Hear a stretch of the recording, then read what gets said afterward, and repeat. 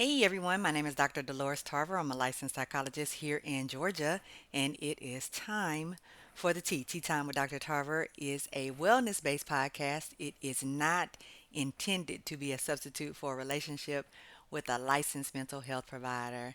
Sorry I was away last week. It was a hectic week, and as you see, I'm here on a Thursday. But we are getting all of the things that we need in place to make sure that we have our next guest available for next week. Amaryllis West will be joining us in our transition series, and she will be talking about transitions associated with caregiving. I do want to interrupt your regularly scheduled program in honor of National Suicide Awareness and Prevention Month to go in a different direction today. So, I do want to provide a trigger warning for people that I will be talking about suicide today and specifically um, a death related to potential suicide. So, I want to make sure that you have an opportunity if you're not in a space to listen to this, that you can go ahead and turn this off now before we get going, right? We want to be good stewards of people's mental wellness. So I just could not in my spirit not address um, the particular case I'm going to highlight of what has been ruled as a suicide, though the investigation is still ongoing. So those of you who know me know that I grew up in Grenada, Mississippi, and Grenada, Mississippi is connected a lot to the civil rights movement for various reasons. But we are kind of right there in the heart of a lot of things that came through at that time. We're right down the road from where Emmett Till was lynched and killed. We're um, right down the road from where there have been numerous hangings, and of course the sites of boycotts and a lot of the social justice movements. And so Grenada has kind of been on that forefront in the civil rights movement. That being said, I want to transition into September the 15th, a young man, 21 years old, um, DeMartravion, um, nicknamed Trey Reed, was found hanging from a tree at Delta State University, which is close to Grenada as well. And right, so it troubles me anytime a young person and they're ruling his death that occurred in Cleveland, Mississippi, as a potential suicide. Though the family and others are concerned that not a thorough investigation was done. There are a lot of cases, details about the case that haven't set well with people about how quickly they ruled it a suicide, that they initially told the family he was found in his dorm room and they weren't honest about where he was really found, that they are stating that his body had no injuries. However, someone alleging to be his cousin was stating that he had been having some problems with racism and had several instances of threats, and had made some reports about behavior in which he was engaged and that it was causing him considerable distress. So, one, I want to honor the life of this young man, Trey Reed, whose journey got stopped short, and the impact that that must have on his family and those that loved him, as well as the students who are at Delta State and those in my hometown of Grenada who just would like some answers. The case has now, with the family's regard anyway, has been handed over to Ben Crump, who you know is a well-known civil rights attorney, and they're holding the coroner and the state accountable to ensuring an autopsy was completed and that there's transparency, right? Nobody's alleging anything at this point, but just kind of understanding the dynamics of Mississippi and the history of men and lynching. Of course, people want to make sure that this is being attended to, particularly since oftentimes families have heard that their loved ones completed suicide only to learn that that wasn't the case, or to doubt whether or not that was the case, even if they may not have been able to get evidence to prove it, right? So here we are today. So what do I want to say about that? I want to say that suicide is very complicated. It is very much true that young men are at risk for suicide. Men tend to use more lethal means when they do attempt suicide, whether that is by hanging or by inflicted gunshot wound, as opposed to less lethal means often used by women. And again, that is not to say that that's the case with Trey, but as this is being Suicide Awareness and Prevention Month, I do want to talk about suicide risk factors and the things that get us there because I think oftentimes families are left to kind of figure out what is happening and to make sense of things. And oftentimes I hear people say, this was a bright young person. This was somebody who had their future ahead of them. This is someone who talked about life. This is someone who spoke life into other people. This is a young person that didn't come from a distressful background where they didn't have what they needed. They had a loving family, they had adequate resources, they were well loved, and oftentimes we don't necessarily see the signs being on the outside. Afterwards, as we get more information, sometimes people will leave things behind or have had different conversations with different people. And then when all of us get together, we can put the pieces together.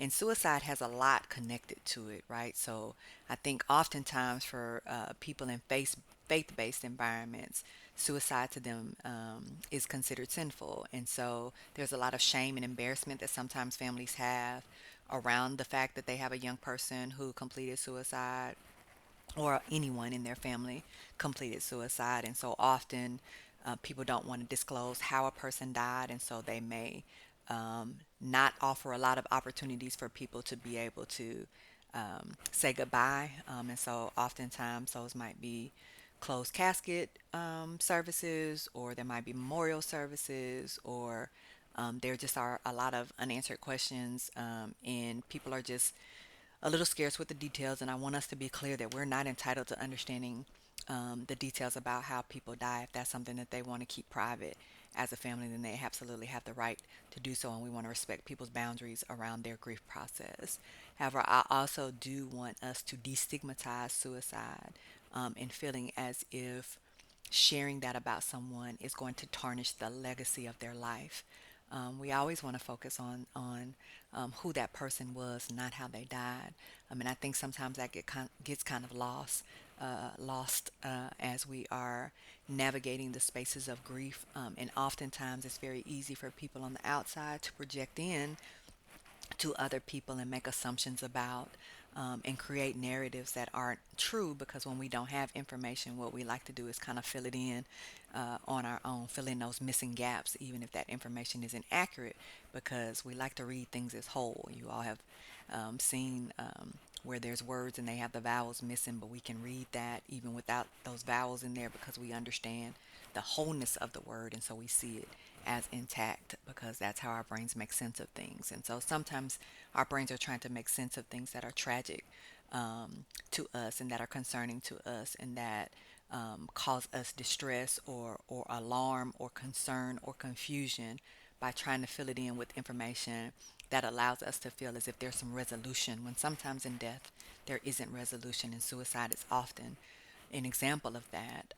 I think we also struggle with whatever narratives come out. So when there is a family member, a loved one, who then begins to speak on what this person's struggles were.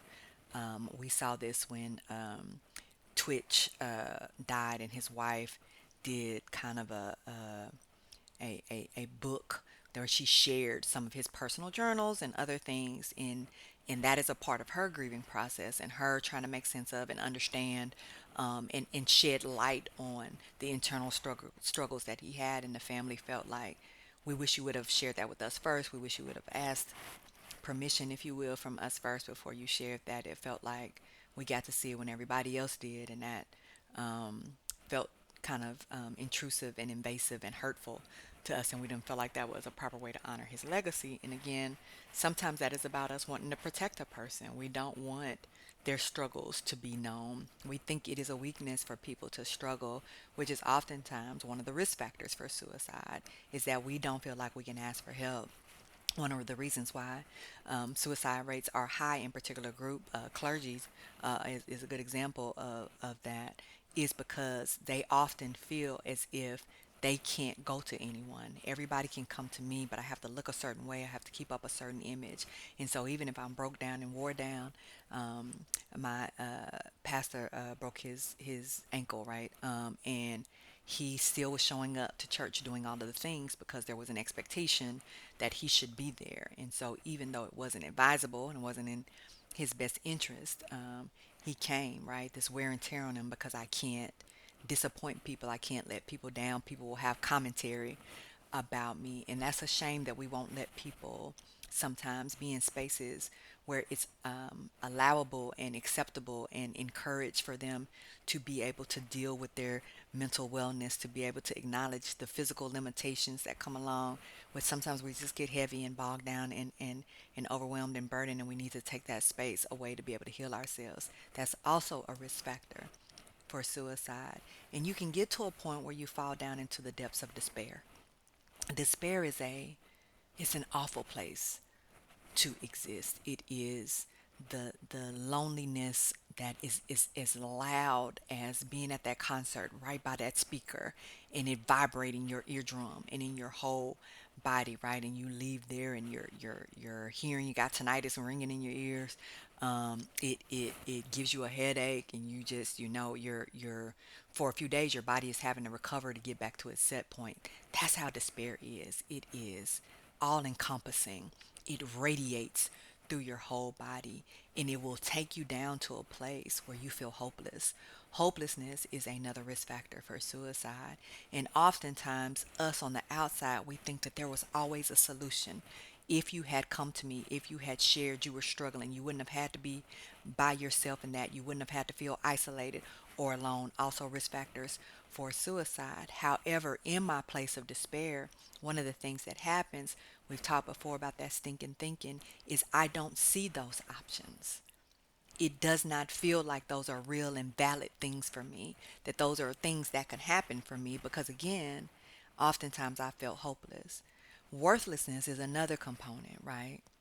And so you don't feel as if you have any value, maybe because you feel like you're so broken. Maybe because you feel like nothing is going to change, nothing is going to happen, right?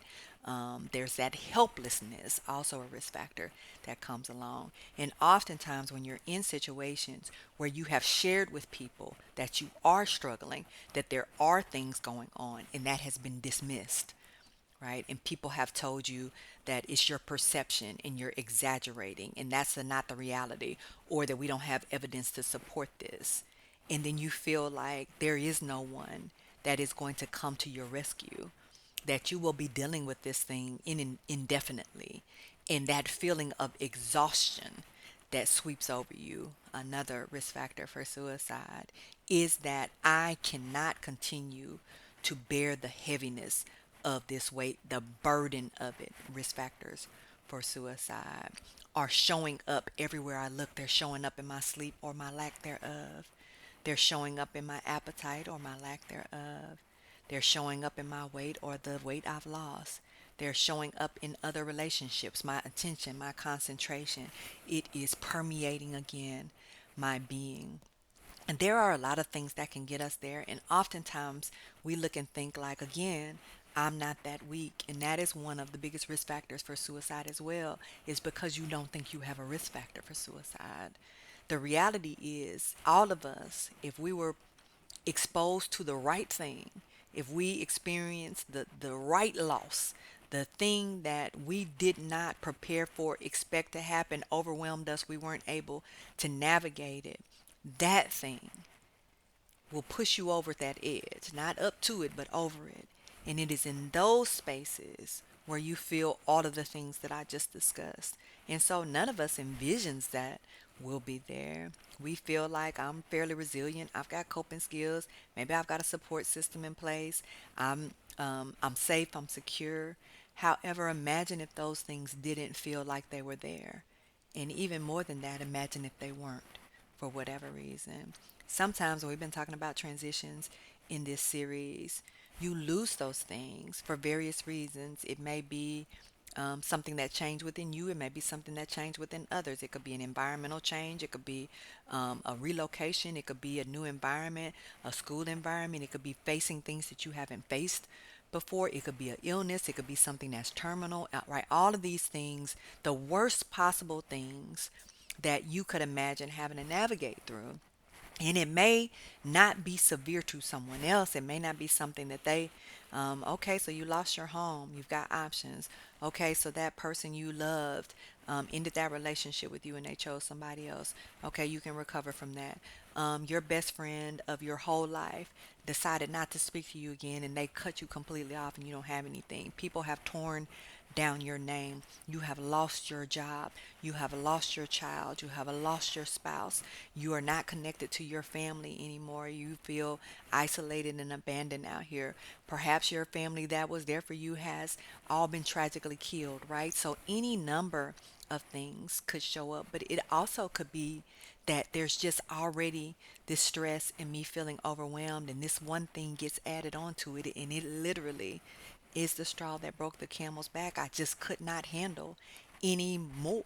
It may not have been that these things separately seemed like they would be things that I couldn't navigate, but all of them piled on top of me was just more than I could bear. You may be in an environment where someone is harassing you, abusing you, assaulting you. You may be in the throes of addiction. You may be struggling right now because someone has learned about something that's private for you and they have shared it with other people. You may be in a space where you thought you would be, what you thought you could achieve, what you thought you could get to, now you realize that's no longer an option for you. And so you have sunk down into that place. And it is important for us to understand that that is a possibility. Not that I'm speaking life into it, not that I'm wanting it to happen, but that I understand that that could be something that could happen under the right set of circumstances. And so, what I want to do is be prepared, right? So, what do you want us to do, Tarver, right? And you know I like a good plan. One, when people are experiencing things that are hurtful to them, that are overwhelming to them, that are exhausting to them, that feel hopeless to them, that feel helpless to them, one, give them grace. Two, if you are not in a position to offer a useful strategy, then at the very least, offer them an encouraging word, offer them some resources, offer them a listening ear, and just allow them to be able to, if not anywhere else in that moment, be able to share. It is important that you understand that you're not responsible for anyone's choices and decisions. A lot of times when people have gotten to the place of suicide, they do their farewell tour. They tell everybody goodbye, love them, share things, give away things, all of the stuff. We don't look at it like that in that moment. We only think about that afterwards, that they were saying goodbye, right? And so sometimes it is that we just need a little bit more education to check in with folks, right? So for it is always okay for you to ask someone about their mental wellness. Hey, are you feeling like hurting yourself? Ask them directly about suicide. We were taught at some point, or at least maybe we thought at some point, whether we were taught it or not, that to ask someone if they were considering suicide would plant an idea in their head, and we didn't want to do that. So we kind of steered around it and tried to ask these vague questions, not really getting at what we needed to get at. But we know that we need to be very open with people about, hey, I'm concerned about you. Are you a danger to yourself? Are you considering suicide? Have you thought about hurting yourself? There's a lot of different ways you can ask the question, but you do want to directly ask people, what do you have available in the home right now? Do you have medication? What are you thinking about in terms of how you might harm yourself? Do you have a weapon in the house? Um, are you home alone, right? And this is again why we can do safety checks. We want to get information, why it's important to have people's addresses and locations, why it's important for us to communicate about where we are, what we're doing, and what's going on with us, because that gives people an opportunity to intervene. So if you prepare yourself with these preventative strategies of getting in the space of just checking in with folks, talking to them. Hey, how you doing? Not the face you put on, not the mask you put on, but how are you actually doing? And so then when we see different behaviors, then we say, I have a comparison. This is different. Now I have a place to talk to you about, like, hey, you're moving kind of different. Tell me what's been going on lately, right? And as people get more comfortable and feel more safe, oftentimes they will disclose things, even if it's not necessarily that they intentionally meant to or that they set out to do it when you reached out to them. Check on folks when they cross your mind. There's a reason why people cross our minds. And oftentimes something will happen. It won't necessarily be suicide, but it could be something else. And we think, I wish I would have reached out to that person. That's why they were on my mind. So go ahead and take a few moments and check in with a person. Even if you're like, oh, I'm busy right now, I want to make sure I have time to talk to them. You say, hey, you were on my mind. Let's set a time to talk. And you go ahead and do that, because then you are establishing that you care about people. We all need to be cared about. We all need to know that we're loved and that somebody um, wants us, right? Wants us around as a friendship and in a partnership, at a job, whatever the case may be. And so those are intentional things that are really important. Also, move away from judging people. When you are learning about that someone completed suicide, the last thing you want to do is be asking people a million questions about their loved one. If you're a person who is of faith, and you take a moment right then and you pray for them and you pray for their family and you pray for their healing and you pray for their peace in this difficult journey, and you support them in the ways that we show up and we support people who are grieving. Um, hey, let's get your meals taken care of. Hey, let me go ahead and make sure your yard care is taken care of. Hey, who's going to help you navigate the laundry and keeping the house clean? And you may not be a person that's on that inside level, and that's okay, but there may be other ways that you may be able to support. You may be able to organize and offer other things, or get support and help to them through somebody that is closer to them. A lot of people will tell you that they don't know what it is they need, and there may be some truth to that, but there are some basic needs that most people have. But one of them that they're entitled to in the event that their loved one completed suicide is privacy. That is a journey that they're on to understanding themselves. And what they don't need is us picking apart everything and spreading rumors and mistruths about what happened. We also don't need people to say, well, I don't know why they would do that when they had all of this going for them. Let's just go ahead and take that out of our vocabulary. Those are not things that we want to say when anyone completes suicide. Again, you either offer a word of prayer or encouragement or support, or you just go ahead and don't say anything, right?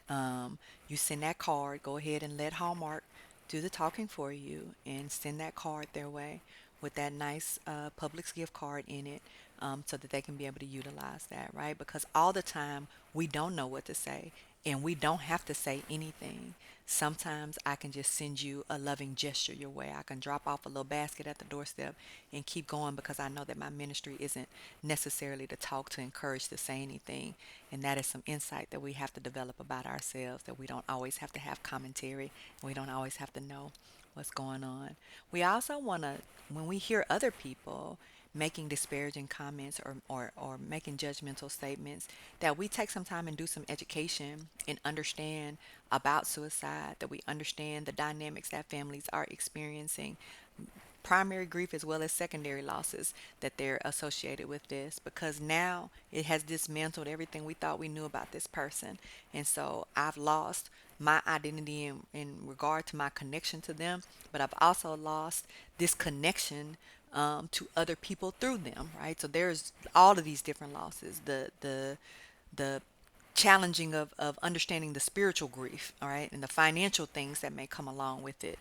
And I still have to figure out how I'm going to, which I may not have been prepared for. Um, do I want a burial? Do I want to have a cremation? Do I want to have a service? All of those things that people are navigating. And so you may be able to kind of help assist with some of those things, depending on your relationship to the family. But also that you may be able to just provide information to other people, like, hey, I discourage you from doing that. What I've come to understand, or these things are more helpful. So why not try some of these things? Let's kind of talk about how we can do that. So you also keep the street committee at bay and the gossip at bay, because you're not feeding it. but instead encouraging people to do things that are helpful and constructive. I will also say to you that you, if you have not already, are going to be touched by suicide at some point in your life. And again, that's not me wishing anything on you. That is the reality of suicide. We are seeing a lot of people who are struggling mentally, financially, socially, spiritually, cognitively. Um, Physically, and suicide is something that is more common because now there's more access, there's more means. People can literally Google and figure out ways to harm themselves. And because we're just in some tough times right now, that heightens that despair and that hopelessness and that helplessness, which again are risk factors. People being terminated from their jobs, the job market being kind of oversaturated, and people having a hard time finding jobs. All of these things just put us at higher risk. So, what I want you all to remember is that you always have options for learning more about suicide, but you also have options if you're in that place of despair. I know that we talk about 988 a good bit, and that is an option for you to contact 988. There is a suicide awareness and prevention hotline that you can contact as well. That's 800 You can text the word home to 741 You can visit speakingofsuicide.com, and you can get resources about suicide. There is likely a National Alliance of Mental Illness, a NAMI, where you live. They can provide information for you, and you have in your school systems oftentimes a counselor's office that can provide information for you. If you have a loved one who is dealing with a um, chronic illness or an illness that um, has a high mortality rate, or they're in um, the stages of life where they're realizing they're not going to see improvement. It might be a terminal illness, or it just may be one that is devastating on the body. Hospice has a lot of resources to talk about these challenges with your family members and being able to navigate with them, that some of them may want to die because of what they're experiencing, and that is a normal reaction to recognizing that your life course has changed, and it has a different trajectory, and it's not one that gives you any hope. So, if nothing else, just know that a listening ear can go a long way. Not a judgmental one, not one that's offering unsolicited advice, but just one that listens. You don't have to try to fix it. You often can't. You don't have to try to save anybody. You often can't. But what you can do is be a safe space for people who may be just struggling and need to kind of talk through that, or for families who may unfortunately have had suicide touch them, and they need a safe space as well as they're navigating that journey. So, thank you for your time and attention. As always, be well. We need you to survive. So, do know that you matter. Take care.